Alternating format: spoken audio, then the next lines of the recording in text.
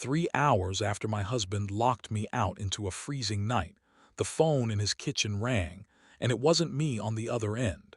It was a detective. She told him his wife was lying in a hospital bed with a gash on her head, and that a gray SUV had been seen speeding away from where she fell. Marcus walked into that hospital room expecting to find a liar. Instead, he found a truth he never let himself see coming. But before any of that, there was a locked door, a porch light going dark, and a man I'd loved for 18 years choosing his son's word over mine. I'm Renee. I was 50 years old, standing on my own front porch in a thin wool sweater, watching my husband turn the deadbolt from the inside. Snow came in sideways under the porch light, stinging my cheeks, while Dylan stood behind him with the calm, satisfied posture of a man who just won a war I didn't know I was fighting. "Go, Renee," Marcus said through the storm door, not even opening it all the way. "I don't want to see you until the money's back. You actually believe I stole from you. I believe my son." 5 words. 18 years, and it came down to 5 words. It was the last night of January, well below freezing. I had a sweater, slacks, and house flats. Nothing else. My phone, my wallet, my coat, even my medication were still inside.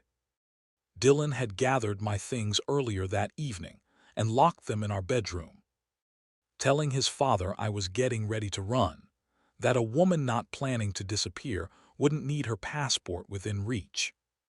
Marcus believed him. He gave me 10 minutes to leave and wouldn't let me back in for my phone, certain I'd use the time to erase evidence. I didn't scream. I didn't beg. I told Marcus, as calmly as I could manage with my teeth chattering, that the bank was already investigating irregularities on our account, that I was the one who'd reported them. Dylan cut me off. "Don't let her stall, Dad. She's been doing this for weeks." I looked at my husband's face and understood he'd already reached his verdict. He hadn't asked me a single fair question. He'd simply handed down a sentence and expected me to serve it. The door locked behind me with a sound I felt in my chest more than heard. Standing there in the cold, I thought about the winter I helped Marcus dig out of debt after his first divorce, when he had nothing but a leased apartment and a 14-year-old son who barely spoke to him. I thought about the emergency room at 16, holding Dylan's hand while he cried, long before either of them called me family in any way that counted. I thought about the tuition I quietly covered, the jewelry I sold without telling Marcus to keep his auto shop from folding during the recession. None of it mattered now.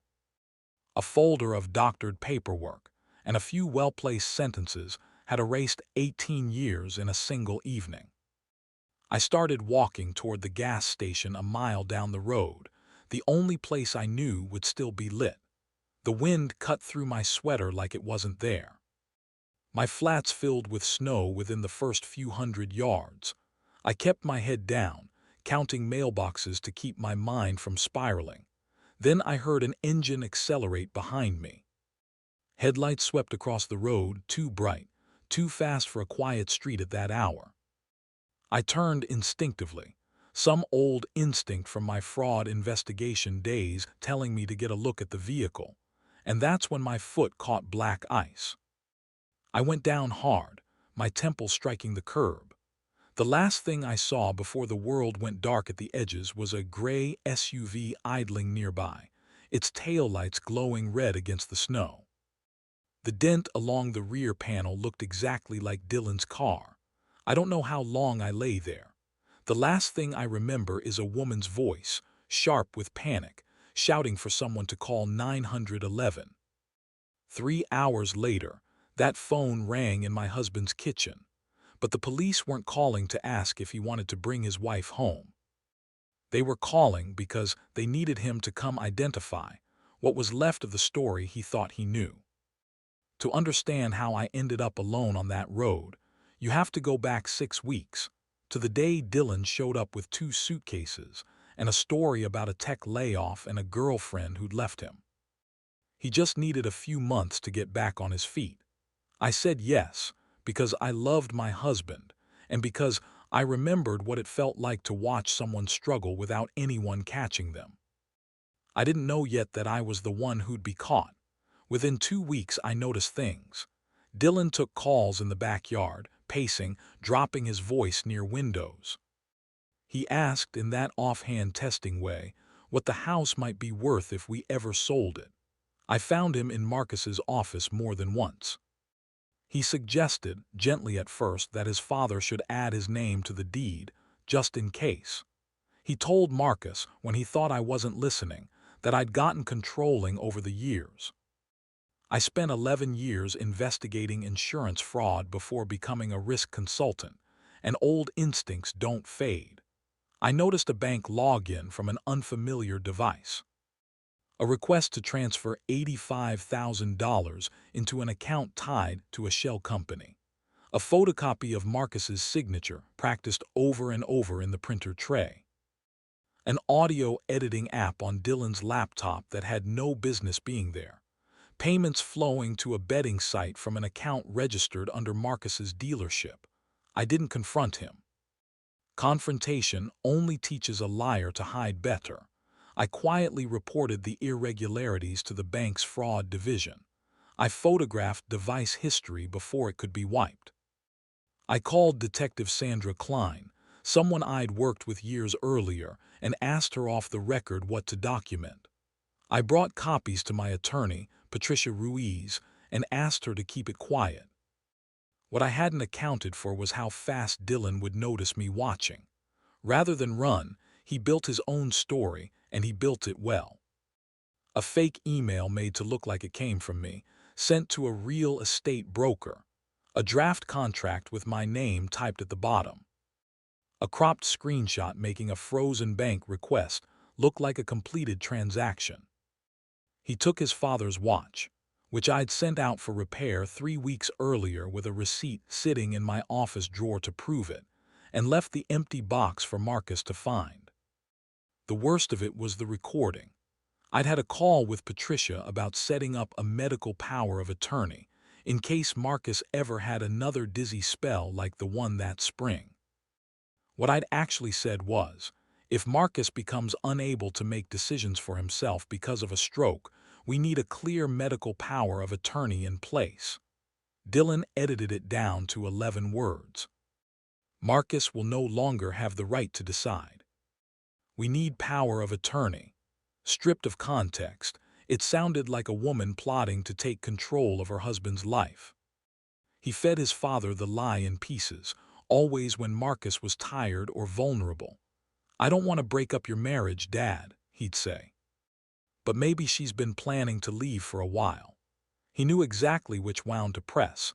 Marcus's first wife had drained a joint account and vanished years before. And he'd never fully healed from missing the signs. The night it came to a head, Dylan laid the folder on our kitchen table like a prosecutor's closing argument. I tried to explain I was the one who'd reported the bank activity. "Of course she'd say that," Dylan said. "The person who gets caught always claims to be the one who found it." When I truthfully said the house couldn't be sold without my signature, he twisted it instantly. "Hear that, Dad? She just said the house is hers." That was the moment Marcus learned, for the first time in our marriage, that his name had never been on the deed. His face changed, not anger exactly. Something closer to humiliation. I tried to explain the timeline, that I'd bought the house before we married. He wasn't hearing me anymore.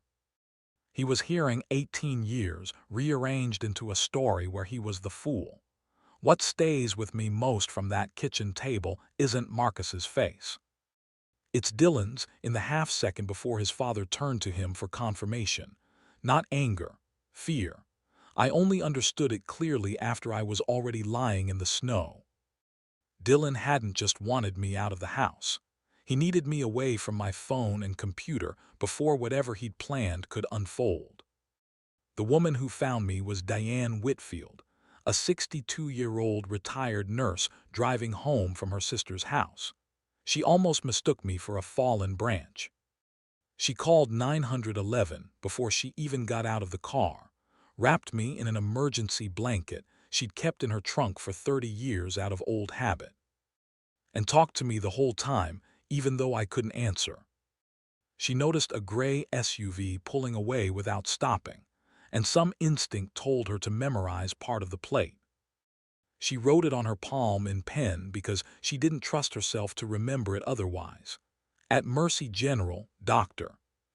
Aaron Bell diagnosed hypothermia, a mild concussion, a laceration needing stitches, and an irregular heartbeat from the cold and stress. He wanted me monitored for hours before release. I surfaced slowly, fluorescent lights too bright, a monitor keeping time with my pulse. My first thought was to ask what time it was. My second was to ask someone to call Detective Klein. Sandra arrived within the hour. She pulled a chair beside the bed and asked me to tell her everything in order, starting with the moment Marcus locked the door. I told her the SUV at the scene might have been Dylan's, and Dylan knew I'd been quietly working with the bank's fraud division, which gave him a reason to want me isolated that night. She didn't leap to conclusions. She told me plainly it was possible the SUV was a coincidence, but that whoever was driving hadn't stopped for a woman lying unconscious in the snow, and that needed to be looked at regardless. But what happened next completely changed everything. The evidence came in fast. Diane provided the partial plate from memory. Gas station footage showed a gray SUV matching Dylan's passing minutes after I'd left the house. License plate readers confirmed it had circled back through the neighborhood before leaving again. The bank reported someone had just tried to log in and cancel the fraud investigation, traced to a device registered to Dylan. Officers moved fast to secure a warrant for his devices before anything could be deleted. Sandra called Marcus herself. "Your wife is at Mercy General. She was found unconscious on the side of the road, suffering from hypothermia. You need to come now." He asked, apparently, whether I was pressing charges. Her answer was flat. "You should be worried about whether she makes it through the night safely." Dylan tried to stop him from leaving, arguing I was staging the whole thing, that the police might be baiting him. But something in Dylan's tone finally struck Marcus as wrong, too calculated for a worried son. "How do you even know your stepmother was in an accident?" Marcus asked. Dylan claimed he'd overheard it on the call, but Sandra had never used the word accident. Marcus arrived at the hospital not long after. Outside my room stood two officers, a bank fraud representative and Patricia, already seated with a folder in her lap. On a small table sat his father's watch, sealed in an evidence bag. He walked in slowly, looked at me, the bandage, the pale skin, the IV, and something in his face cracked open. Then Sandra placed a printed still frame from the gas station camera in front of him. He looked down at the driver behind the wheel of the gray SUV. His face went the color of the snow outside. "No," he said, so quietly I almost didn't hear it. "This can't be happening." "You knew it was snowing," I said. I kept my voice even. Some truths land harder when they're spoken quietly. Sandra walked him through what the photo actually showed. Dylan's SUV near where I'd fallen, time-stamped minutes after I'd left the house. It didn't prove intent, but it proved he'd been there, seen me, hadn't stopped, hadn't called for help, and had gone home and told his father he'd never left the living room. "Caleb, Dylan was home with me," Marcus said reflexively. Sandra laid the plate reader data beside the photograph, timestamps lining up like a ledger with no room for argument. I watched my husband's certainty crack in real time. Then Patricia took her turn, calm and unhurried. I'd sent the watch out for repair 3 weeks earlier. She had the receipt, and the jewelry shop had security footage timestamped with my signature on the intake form. Dylan had gone afterward and picked it up under false pretenses, claiming to act on his father's behalf, then left the empty box for someone to find at exactly the right moment. Officers had since located the actual watch hidden beneath the driver's seat of his car. The bank's representative spoke next. I hadn't withdrawn $85,000. I'd reported the suspicious request myself, days before Marcus ever saw a printed screenshot. The transfer had originated from Marcus's old tablet. The verification code had been rerouted to a prepaid phone linked to Dylan. The receiving account belonged to an LLC he'd registered under a friend's name. Marcus couldn't look at me anymore. He said he'd only meant for me to be gone one night, that he'd planned to come find me himself in the morning. I asked him the only question that mattered. You turned off the porch light while I was still standing on it. Where exactly did you think I was supposed to go? He had no answer. I hadn't expected one. I want to be honest, I didn't forgive him in that hospital room. Dylan built the lie, yes, but it was Marcus's hand on the deadbolt. It was Marcus who chose not to ask me a single question before passing judgment. Dylan built the lie, I told him, but you're the one who opened the door and pushed me out into it.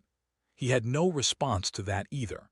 Sandra's phone rang before the silence could stretch further. When she came back, she told us the search team had gone through Dylan's room. What they found went beyond anything we'd expected. A copy of the deed with my name circled in pen, sheets of practiced forged signatures, a drafted contract transferring the house into his name, an unsent email to a lending company, and beneath it all, a newly issued life insurance policy worth $750,000 on Marcus's life. Sole beneficiary, Dylan. The signature on it was forged, too. If I had known what was coming, I would have braced myself differently. Sandra laid it out carefully. The $85,000 had only been the opening move. The real plan had 4 stages. Convince Marcus I was betraying him, get me out of the house, and cut off my phone before I could interfere. Persuade Marcus to sign over financial power of attorney framed as protection. Then use that authority to borrow heavily against the house and dealership. What Dylan hadn't accounted for was the ground he thought he was standing on. I bought the house in 2002, years before Marcus and I met, and my name alone remained on the deed. The equity Marcus contributed existed under a separate agreement Patricia had drawn up early in our marriage. The dealership carried debt I'd conditionally guaranteed, and Patricia already had documents ready to revoke that guarantee the moment fraud was confirmed. Dylan had built an elaborate scheme on a foundation that never belonged to him. Sandra played the full, unedited recording. I want Marcus to keep making his own decisions for as long as possible, my recorded voice said. The power of attorney should only take effect if he loses the capacity to think clearly for himself. Dylan had sliced off the first half. Hearing it played back in my own voice felt less like triumph and more like exhaustion. The financial picture that emerged was staggering. Dylan owed over $140,000 across 3 private lenders, who didn't extend the patience banks did. One had given him a week to produce $60,000 or face consequences he clearly didn't want to describe to police. There was resentment tangled in the desperation. 3 months earlier, I'd refused to hand him cash for a gambling debt. I'll pay for you to get help, I'd told him. I won't pay for you to keep betting. He told his father afterward that I hated him. It wasn't true, but it was useful, and Dylan was never shy about using whatever was useful. I walked Marcus back through years of warning signs he'd explained away. Dylan taking his credit card without asking, lying about finishing his degree. A DUI Marcus quietly paid to settle, rather than let his son face consequences. You didn't protect Dylan, I told him. You taught him that every consequence could be paid off by his father. That landed harder than anything else I said all night. That night I made a few decisions and said them plainly. Marcus wouldn't return home while the investigation was active. Dylan was barred from the property. I would revoke my guarantee on the dealership's fraud-tainted debts. And the marriage, That decision wouldn't be made tonight under fluorescent lights with stitches still fresh. You ended my sense of safety the moment you locked that door, I told him. Everything after that is mine to decide in my own time. Sandra stepped back in, her expression tighter than I'd seen all night. Dylan had gone back to the house. Doorbell footage showed him in the garage, pouring gasoline, trying to burn a box of documents in a metal bin. Officers were already on their way. Officers reached the house before the fire could spread. What they found closed the last gaps: gasoline, torn bank statements, a laptop smashed as if he tried to destroy it with his bare hands, a prepaid phone, the forged contract, and threatening texts from a lender making clear his week to produce 60,000 had already run out. Dylan was arrested that night. The charges were serious: identity fraud, forgery, unauthorized access to financial accounts, evidence tampering, destruction of property by fire. Sandra was honest about the accident on the road. The footage showed him slowing near where I'd fallen and driving on, enough for a charge of leaving the scene, but not enough to prove he'd meant to hurt me. I appreciated that honesty. It would have been easy for this story to tip into something cleaner and more satisfying, but I didn't want a version of the truth stretched past what actually happened. I was released 2 days later, still weak, still careful around the stitches. Marcus and I both attended Dylan's initial hearing, sitting several rows apart. He looked smaller than I remembered, stripped of the composure he always wore. "I did all of this to protect you from her," he told his father. "By letting her freeze to death in the snow," Marcus answered flatly. Dylan denied it, insisting he'd only followed me to make sure I left the neighborhood. He had no answer for the timestamp showing his car slowing, then continuing on. For a moment his composure slipped, and I saw the frightened man underneath. He turned to me. "That house was supposed to belong to this family. I was your family for 18 years, I told him. You only remembered that word when you wanted something from it." In the courtroom hallway afterward, Dylan begged his father to cover his bail, the way he'd covered every consequence before. For the first time in 18 years, Marcus said no. "You need to face what you did." Dylan turned the blame outward, accusing me of taking his father from him. Marcus's response surprised me more than anything else that day. "No, you're the one who showed me the man I'd let myself become." It wasn't forgiveness, not for me, not yet. But it was the first real sign of a man beginning to take responsibility for his own choices. Patricia spent the following weeks untangling the wreckage. Dylan had no legal claim to the house, confirmed permanently. His name was removed from every account and trust connected to Marcus.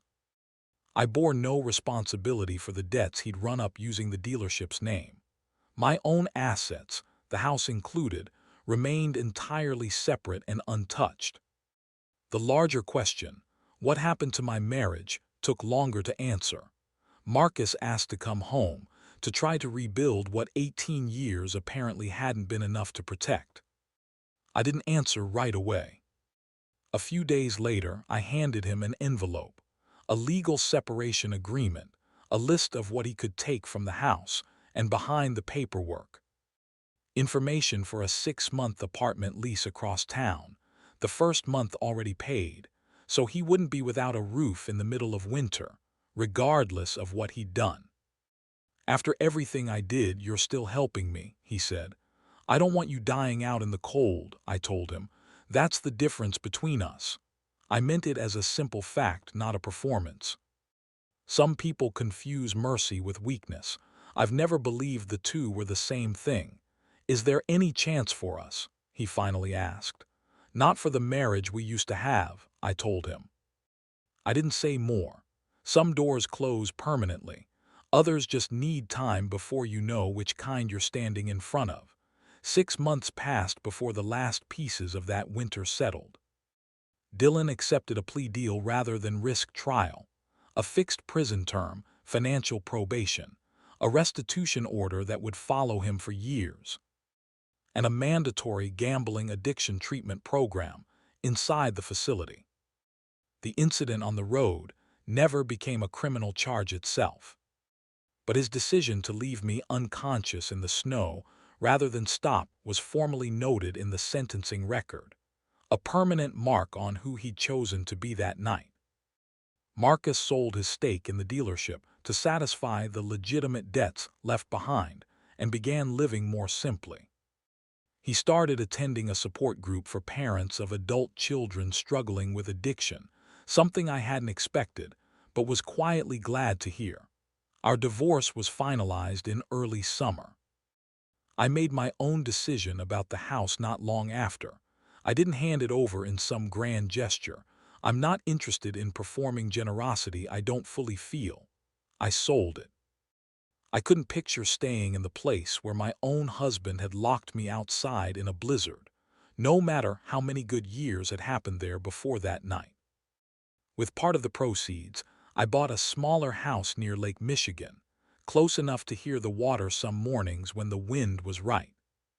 With another part, I started a legal aid fund for women over 45 facing financial abuse within their marriages, women who often discover, the way I did, that the people supposed to protect them can just as easily become the ones they need protecting from.